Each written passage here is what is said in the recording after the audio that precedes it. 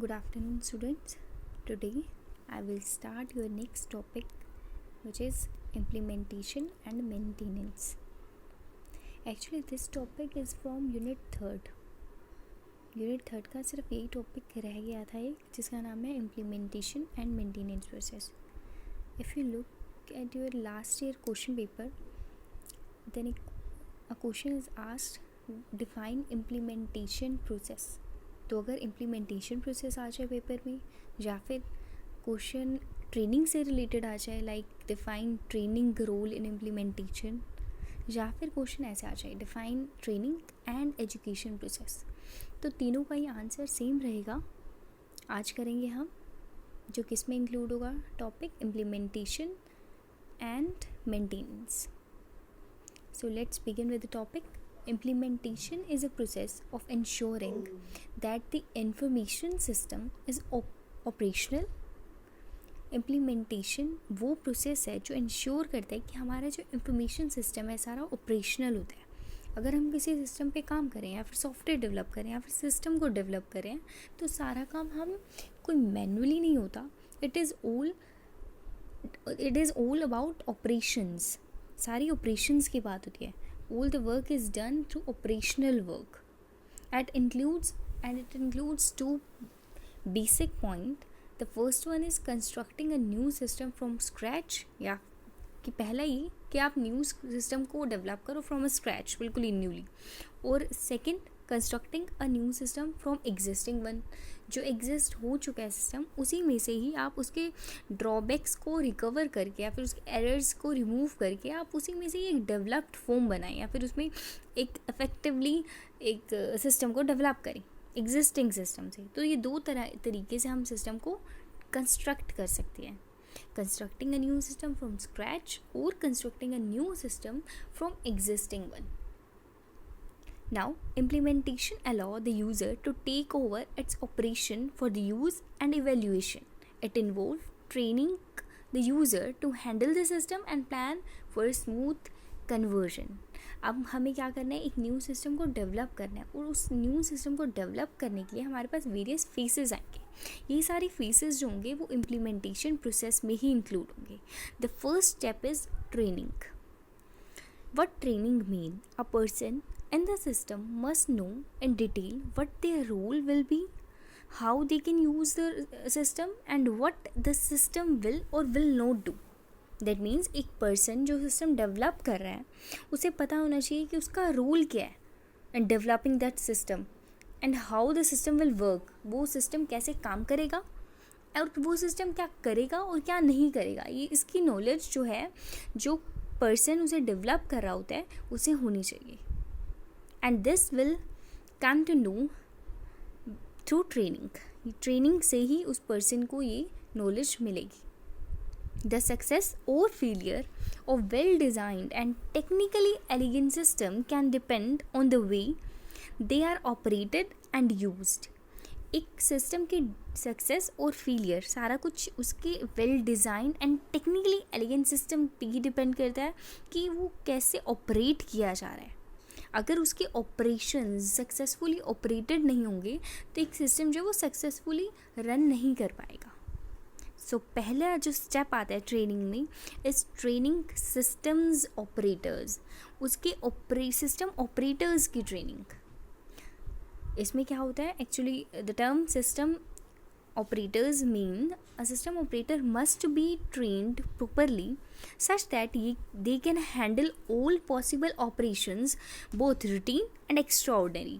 System operators को इस तरह ट्रेन किया जाता है कि वो सारे operations को easily handle कर सके, चाहे वो routine operations हो चाहे वो extraordinary operations हो. The operators should be trained in what common malfunctions may occur, how to recognize them, and what step to take when they come. Operators को इसकी ट्रेनिंग भी दी जाती है कि कौन से एरर्स, कौन से malfunctions अगर हो जाएं, और अगर आ जाएं तो उनके लिए क्या करना चाहिए, what step they have to take when they come. ये सब जो है इंक्लूड होता है ट्रेनिंग में. क्या होता है ट्रेनिंग में? सबसे पहले कि उनको उनकी रिस्पॉन्सिबिलिटीज़ का पता होना चाहिए. They can handle all the operation, सारे ऑपरेशंस हैंडल कर सकें, चाहे वो रूटीन हो चाहे वो एक्स्ट्रा ऑर्डनरी हो.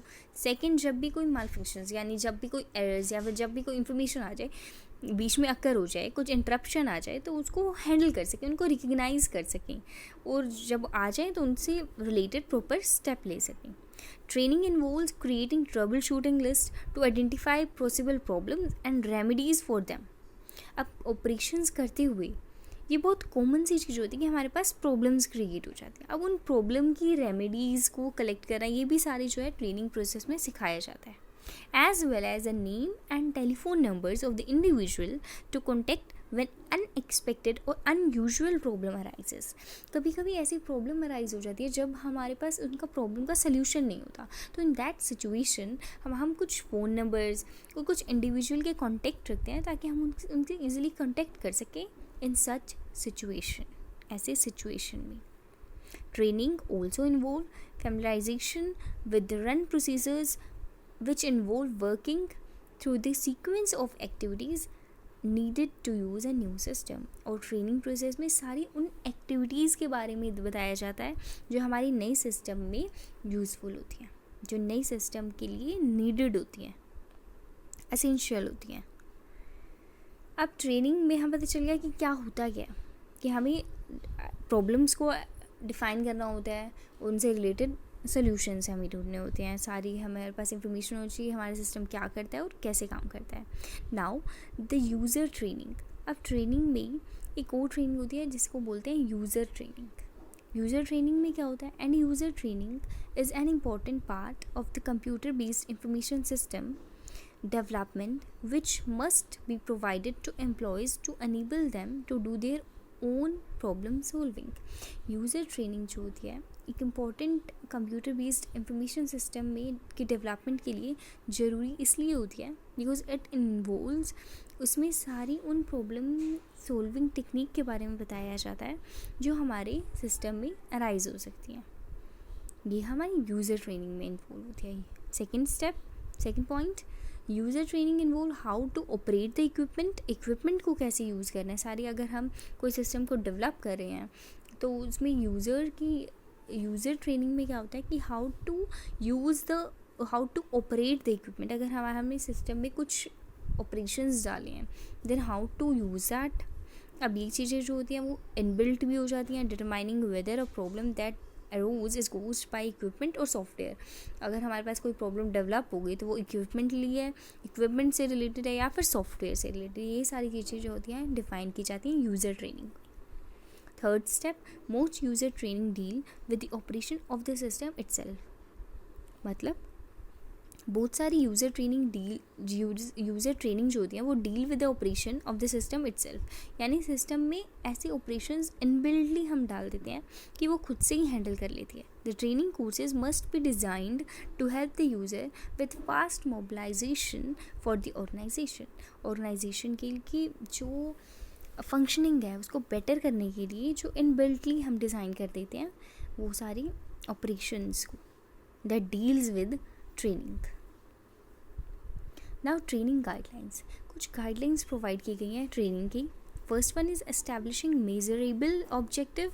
The second one is using appropriate training method, कि हम ट्रेनिंग मेथड्स को अप्रोप्रिएटली यूज़ करें. Third one, selecting suitable training sites. हम ट्रेनिंग तो ले रहे हैं बट अप्रोप्रिएट साइट से नहीं ले रहे, that will create you a problem. वो भी आपके लिए प्रॉब्लम क्रिएट करेंगे if you are not using a suitable training site.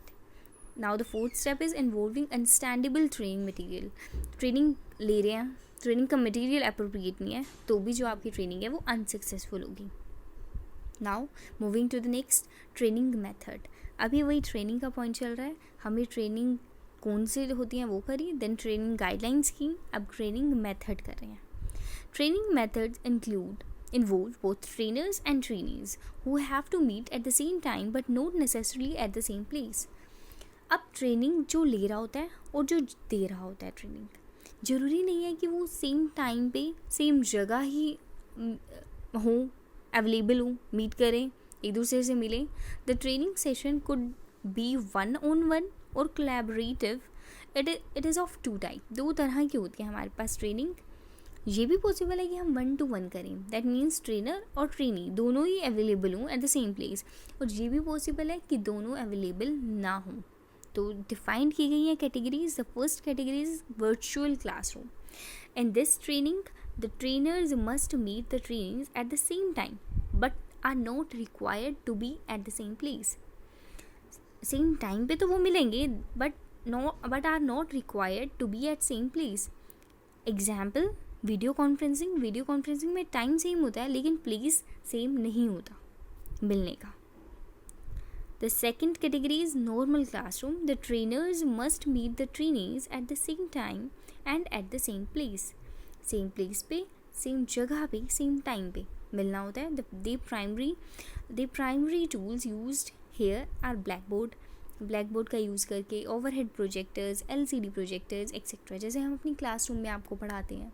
Training ही तो है वो, अगर हम किसी टॉपिक के बारे में आपको पढ़ा रहे हैं तो that is normal classroom training. Virtual classroom training like video conferencing, online class ले रहे हो तो टाइम सेम होता है but place is not same. Next, self place training. Third category है self placed training. It involves both trainers and trainees who do not need to meet at the same place or at the same time. The trainees learn the skill themselves, accessing the courses at their own convenience. अब self place training की category कौन सी होती है? जहाँ पे ना time same होता है ना प्लेस सेम होता है, यानी अपनी कन्वीनियंस के हिसाब से हम कभी भी उस स्किल्स को ले सकते हैं। For example, multimedia training. अब जब हम आपको वीडियो भेजते हैं, मैंने आपको वीडियो सेंड कर दी, अब आपने वो 1 घंटे बाद की स्टडी की, 2 घंटे बाद देखा आपने उसको, ये आपके कन्वीनियंस पे डिपेंड करता है।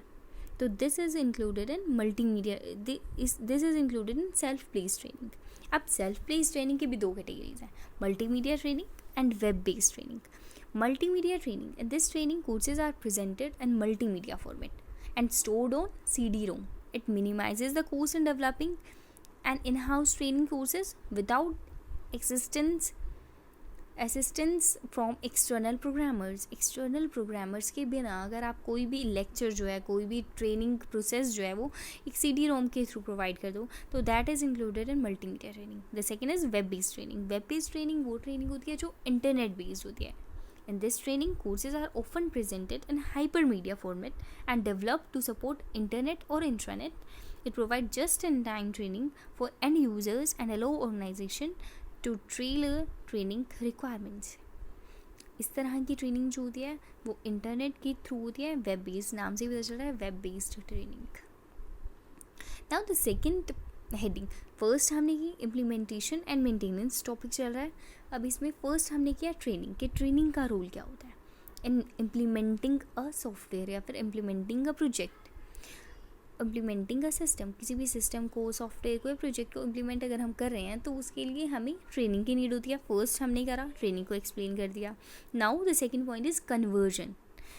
Conversion is a process of migrating from an old system to the new one. अगर हम ओल्ड सिस्टम से नया सिस्टम डेवलप कर रहे हैं, then it is known as conversion, उसे बोलते हैं conversion. This is also included in implementation. It provide understandable and structured approach to improve the communication between management and project team. Management और project team के बीच में एक understandable structure approach को provide करता है। कन्वर्जन प्लानिंग के through होता है। It contains description of all the activities that must occur during implementation of a new system. New system की इम्प्लीमेंटेशन में जो सारी एक्टिविटीज़ होती हैं that are included in conversion plan. कौन कौन सी वो एक्टिविटीज़ होती हैं? Name all the file for conversion. सबसे पहला कि सारे आप जितनी अपने जिन फाइल्स को आपने कन्वर्ट करना है उनको नाम दें। Then second point is identifying the data requirement to develop new file during conversion. Identify करें डेटा की रिक्वायरमेंट, कि किन डेटा की आपको रिक्वायरमेंट है to develop a new file during the conversion. Now the third point, listing all the document and procedures that are required. उन सारे documents को आप देखें, उन सारी प्रोसीजर्स को सुनें जो आपके डेवलपमेंट में के लिए रिक्वायर्ड है। Next point, identify the controls to be used in each activity. हर एक्टिविटी में जो भी कंट्रोल्स हैं उनकी identification next point, identifying the responsibility of person for each activity. हर एक्टिविटी की रिस्पॉन्सिबिलिटी एक पर्सन को देना, आइडेंटिफाई करना is also included in the activity. Next, verifying conversion schedule. Schedule को आइडेंटिफाई करो कि इतने टाइम पे हमारे प्लानिंग, हमारे जो कन्वर्जन है कि टाइम लिमिट इतनी होनी चाहिए एंड स्टेप्स इतनी होनी चाहिए, इक्विपमेंट इतनी. तो verifying the conversion schedule define करना चाहिए कि अगर हमारी 5% इन्वॉल्व हैं तो 5% कितनी टाइम ड्यूरेशन में हमारे कन्वर्जन को कंप्लीट करेंगे. कन्वर्जन के बीच 4 मेथड्स होती हैं. आपने सिर्फ मेथड्स के नेम स्पेसिफाई करने हैं, यानी डेफिनेशन देनी है, उनके एडवांटेज डिसएडवांटेज फर्दर डिफाइन नहीं करनी. फर्स्ट है पैरेलल कन्वर्जन. पैरेलल कन्वर्जन वो होता है जब ओल्ड सिस्टम और न्यू सिस्टम दोनों को पैरेलली हम साइमल्टेनियसली एक साथ यूज़ कर रहे होते हैं. कि ओल्ड सिस्टम का कुछ पॉइंट लिया, न्यू का साइमल्टेनियसली जब हम दोनों को लेते हैं, that is known as parallel conversion. Direct cut over conversion वो होती है जब new system is implemented and old system is replaced. जब हम ओल्ड सिस्टम को रिप्लेस कर देते हैं और नया सिस्टम डेवलप कर देते हैं. पायलट अप्रोच होती है when supports phased approach that gradually implement system across all the users, जो सारे यूजर्स को ग्रेजुअली अप्रोच करती है. The next phase is phase and method. That means working version of system implemented in one part of organization. जब हम अपना जो conversion है वो ऑर्गेनाइजेशन के किसी एक पार्ट में ही फॉलो करते हैं, एक पार्ट में ही अप्लाई करते हैं, and depending on the feedback we installed it later. और फीडबैक पे डिपेंड करता है आगे की इम्प्लीमेंटेशन प्रोसेस कि हमें आगे इम्प्लीमेंट करना है पूरी ऑर्गेनाइजेशन में या नहीं करना. It depends on feedback. Next is file conversion. अभी हमने किया कन्वर्जन प्रोसेस कि कन्वर्जन होता है क्या. It include file conversion. File, वैसे अगर आप कन्वर्जन को डिफाइन कर दिया दैट हैव फाइल कन्वर्जन, आपको अलग से डेफिनेशन देने की ज़रूरत नहीं है, इसमें ये लिखा हुआ है, but you can skip this part क्योंकि अगर आपने कन्वर्जन एक्सप्लेन कर दिया तो फाइल कन्वर्जन करने की नीड नहीं होती. फिर भी आपकी नॉलेज के लिए बता रही हूँ, it is a process of converting one file format into another. जब हम एक फाइल फॉर्मेट को किसी और फाइल, अब ये क्यों कन्वर्जन में ही क्यों इंक्लूड कर दिया मैंने इसे, क्योंकि अब अगर हम कुछ भी डेवलप कर रहे हैं, वो हमारा for example a file is in word perfect format में है, लेकिन हमारे सिस्टम में जो हम डेवलप कर रहे हैं सिस्टम, उसमें बहुत सारी ऐसी फीचर्स हैं, बहुत सारे ऐसे ऑपरेशंस हैं जो वर्ड परफेक्ट फॉर्मेट में नहीं अप्लाई हो सकते. तो उसके लिए कन्वर्जन जो है वो नीडेड होता है, फाइल कन्वर्जन. तो उसके लिए हमें इसको माइक्रोसॉफ्ट वर्ड में कन्वर्ट करना पड़ेगा depending on the operations. Actually this point is all depend on the operations कि कौन सी ऑपरेशंस किस फॉर्मेट में चलती हैं, हमें उस हिसाब से कन्वर्जन की नीड पड़ जाती है. For successful conversion a conversion plan is required. So conversion plan include knowledge of target system की नॉलेज होनी चाहिए, अंडरस्टैंडिंग ऑफ प्रेजेंट सिस्टम की भी नॉलेज होनी चाहिए. टीम वर्क होता है, automated method, testing and parallel operations, continuous support for correcting problem and updating system और यूज़र डॉक्यूमेंटेशन. हमें टाइमली अपडेट भी करते रहना होता है सिस्टम को ताकि वो सपोर्ट कर सकें हमारी ऑपरेशंस को. Now the next point is, सबसे पहले हमने करा था training, then conversion, then file conversion, and then our fourth point is post implementation evaluation review. That means it is a tool और standard approach for evaluating the outcome of a project. जब project को हम implement कर देते हैं तो उससे related कौन से आउटकम्स आएंगे and determine whether the project is producing expected benefit. और जब हमने इम्प्लीमेंट कर दिया तो क्या वो एक्सपेक्टेड बेनिफिट हमें प्रोवाइड करेगा टू द प्रोसेसेस, प्रोडक्ट और सर्विसेज. तीनों टर्म्स में, प्रोसेसेस के टर्म में भी, प्रोडक्ट के टर्म में भी और सर्विसेज के टर्म में भी, क्या वो बेनिफिशियल होगा, क्या वो हमें एक्सपेक्टेड आउटपुट जनरेट करेगा या नहीं करेगा. It enable the user to verify that the project और the system has achieved a desired outcome within a specified time period and planned cost. और स्पेसिफाइड टाइम पीरियड में क्या वो project की आउटपुट हमें रिसीव हो रही है, क्या हम वो डिज़ायर्ड हैं आउटपुट जो हमने इमेजिन की थी, जो हमने एस्टिमेट लगाया था, and it ensure that the project has met its goal by evaluating the development and management processes of the project. Objectives क्या होते हैं? To determine the success of the project. सबसे पहला ऑब्जेक्टिव है इसका कि हमारे प्रोजेक्ट की सक्सेस को इंश्योर करना. Second point, to identify the opportunity to add additional value. Additional values project में ऐड करना.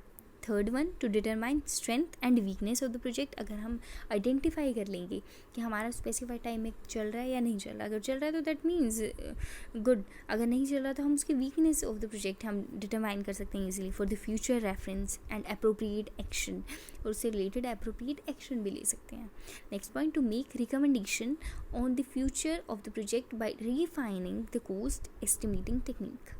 कॉस्ट एस्टिमेटिंग टेक्निक का यूज़ करके हम उसकी फर्दर रिकमेंडेशन कर सकते हैं. फॉर फ्यूचर रिकमेंडेशन के लिए काम आ सकता है ये स्टेप हमारा. कौन कौन से लोग इंक्लूड होते हैं इसमें? Project team management, user staff, strategic management staff, external users. Users भी सारे और मैनेजमेंट टीम भी दोनों ही इसमें इन्वॉल्व होती हैं. Now the last is system maintenance and enhancement. एक बार हमने सिस्टम को इम्प्लीमेंट कर दिया, इम्प्लीमेंटेशन में यही 4 पॉइंट थे. Now it's about system maintenance. अब हम सिस्टम मेंटेनेंस कर रहे हैं. हमारा टॉपिक था इम्प्लीमेंटेशन एंड मेंटेनेंस. तो इम्प्लीमेंटेशन वाला पार्ट कंप्लीट हो गया, इम्प्लीमेंटेशन वाला पार्ट भी कंप्लीट हो गया, ट्रेनिंग एंड एजुकेशन वाला पार्ट भी कंप्लीट हो गया. अब हम करें system maintenance and enhancement. Maintenance means restoring something to its original condition.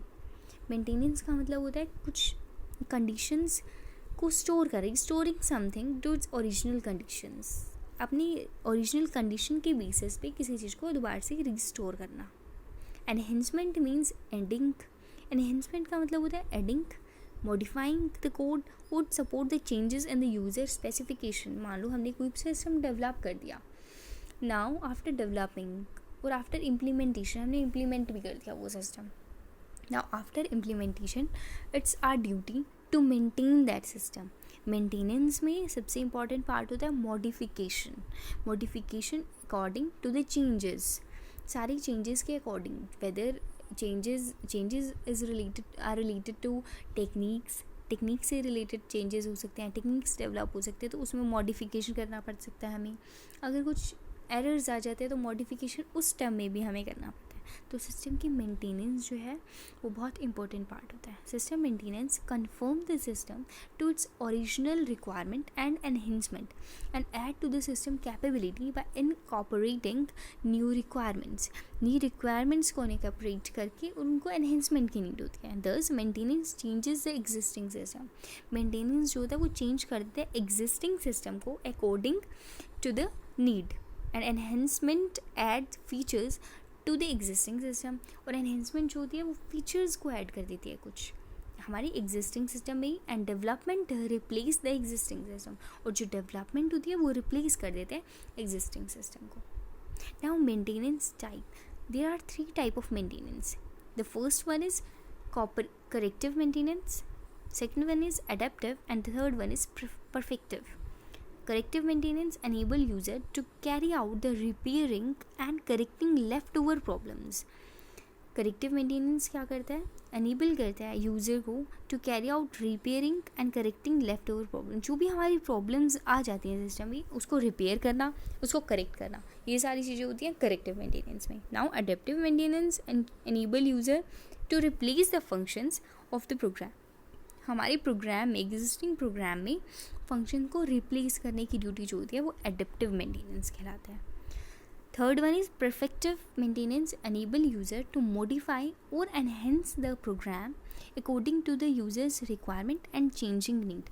अगर हमारी कुछ टेक्निक्स में चेंज आ जाता है, डेवलपमेंट आ जाती है थोड़ी सी, या फिर हमारे यूज़र की रिक्वायरमेंट उस हिसाब से अकॉर्डिंग टू द नीड बढ़ जाती हैं रिक्वायरमेंट्स या चेंज हो जाती है रिक्वायरमेंट्स, तो उसके अकॉर्डिंग जो मॉडिफिकेशन होती है या फिर adding of the programs, program की एडिशन, ये सारे होते हैं परफेक्टिव मेंटेनेंस. सो मेंटेनेंस होता क्या है? उसके 3 type. This is including in maintenance. और हमने किया इसमें इम्प्लीमेंटेशन में हमने ट्रेनिंग, प्रोसेस किया पूरा कि ट्रेनिंग होता क्या है, ट्रेनिंग के एडवांटेजेस, यूज़र ट्रेनिंग क्या होती है, ट्रेनिंग में इन्वॉल्वमेंट किस किस की होती है। सेकंड हमने किया उसकी ट्रेनिंग के बाद हमने उसमें स्टोर किए। ट्रेनिंग के बाद कन्वर्जन प्लान में हमने वेरियस कन्वर्जन मेथड्स पढ़े।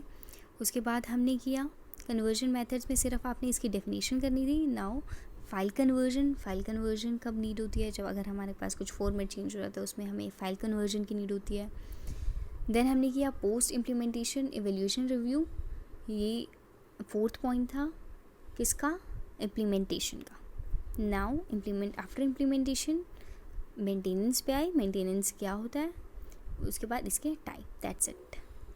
दैट्स इट ये आपका प्रोसेस है यूनिट 3 का last topic is completed now. फिर भी किसी स्टूडेंट को कोई प्रॉब्लम होती है, यू हैव एनी प्रॉब्लम और any question related to unit 3 और any from any unit, you can ask me anytime. Thank you students, thank you so much.